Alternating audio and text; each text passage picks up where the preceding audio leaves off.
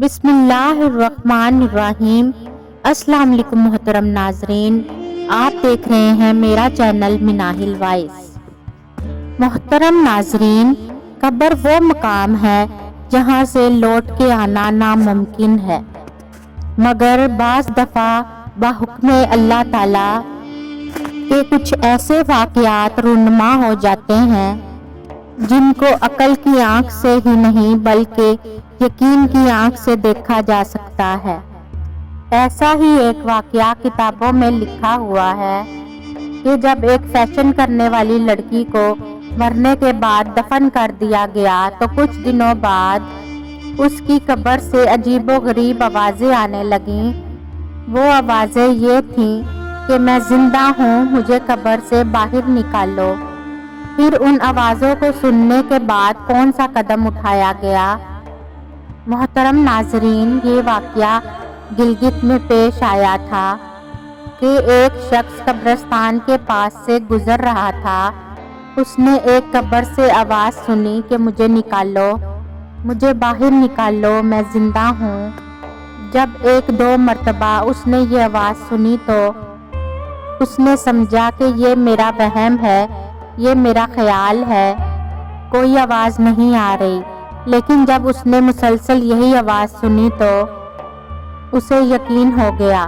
چنانچہ قریب ہی ایک بستی تھی، وہ اس بستی میں گیا اور جا کر لوگوں کو اس آواز کے بارے میں بتایا کہ آپ لوگ بھی چلو اور اس آواز کو سنو جو اس قبر سے آ رہی ہے۔ چنانچہ کچھ لوگ اس آدمی کے ساتھ قبرستان چلے گئے۔ انہوں نے بھی یہی آوازیں سنی کہ میں زندہ ہوں، مجھے قبر سے باہر نکالو۔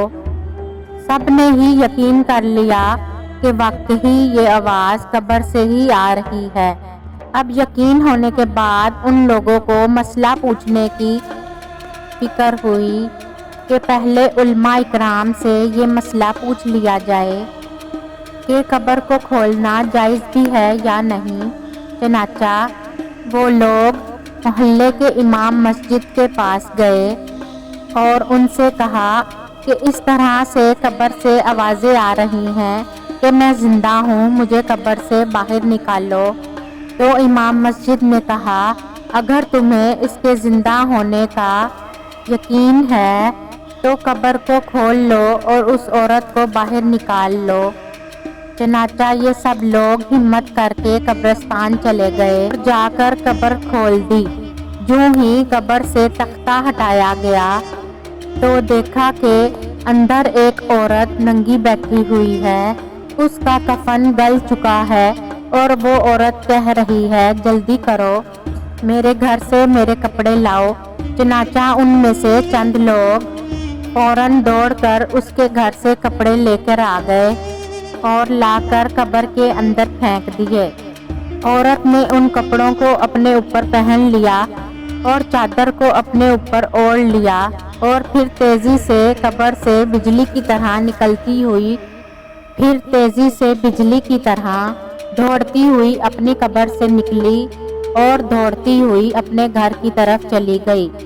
گھر جا کر وہ ایک کمرے میں بیٹھ گئی اور اندر سے کنڈی لگا لی۔ اب جو لوگ قبرستان آئے تھے وہ بھی اس کے گھر کو پہنچے۔ ان کو وہاں جا کر معلوم ہوا کہ اس نے اپنے آپ کو کمرے میں قید کر لیا ہے۔ ان لوگوں نے دستک دی کہ کنڈی کھولو۔ اندر سے عورت نے جواب دیا کہ میں کنڈی تو کھول دوں گی، لیکن کمرے کے اندر وہی شخص داخل ہو جس کے اندر مجھے دیکھنے کی طاقت ہو، اس لیے کہ اس وقت میری حالت ایسی ہے کہ ہر آدمی مجھے دیکھ کر برداشت نہیں کر سکے گا، لہٰذا کوئی دل گردے والا شخص ہی اندر آئے اور آ کر میری حالت دیکھے۔ اب سب لوگ اندر جانے سے ڈر رہے تھے، مگر دو چار لوگ جو مضبوط دل والے تھے انہوں نے کہا کہ تم کنڈی تو کھولو، ہم اندر آئیں گے۔ چنانچہ اس نے کنڈی کھول دی اور وہ چند لوگ اندر داخل ہو گئے۔ اندر وہ عورت اپنے آپ کو چادر میں چھپائے بیٹھی تھی۔ لوگ اندر پہنچے تو اس عورت نے سب سے پہلے अपना सर खोला, उन लोगों ने देखा कि उस औरत के सर पर एक भी बाल नहीं है। वो बिल्कुल खाली खोपड़ी है, ना उसके सर पर बाल है, ना उसके सर पर खाल है, सिर्फ खाली हड्डी है। उन लोगों ने उस औरत से पूछा कि तेरे बाल कहाँ गए? उस औरत ने जवाब दिया कि जब मैं जिंदा थी तो नंगे सर घर से बाहर निकला करती थी। मरने के बाद जब मैं कब्र में लाई गई तो फरिश्तों ने मेरा एक एक बाल नोचा और खींचा।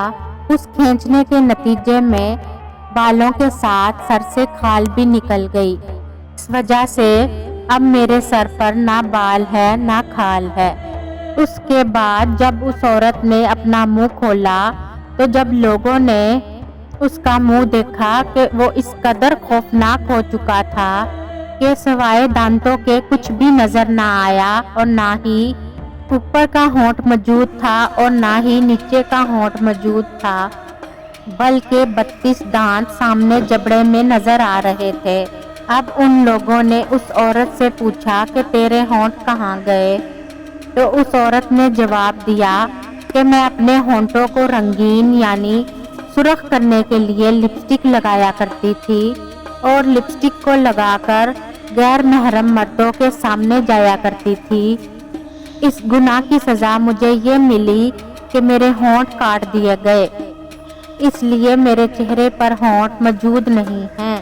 उसके बाद उस औरत ने अपने हाथों और पाँव की उंगलियों को खोला।